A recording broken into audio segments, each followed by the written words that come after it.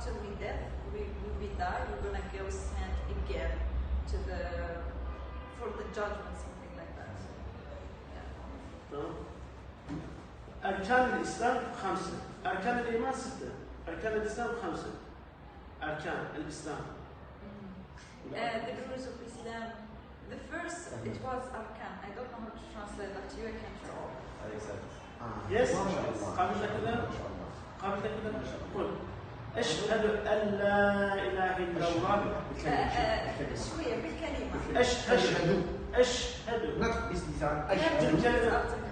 أشهد أن لا إله إلا الله وأشهد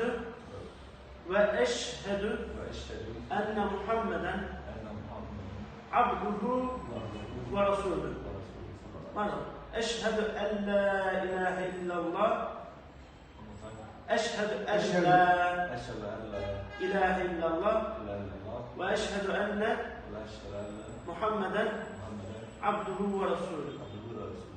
أشهد أن لا إله إلا الله وأشهد أن محمدا عبده ورسوله. تقبل الله. ما شاء الله. تبارك الله. ما شاء الله. حياك الله. ما شاء الله. الآن إن شاء الله نفعل أفضل المشاهد. تمام؟ ندفع شروط النكاح.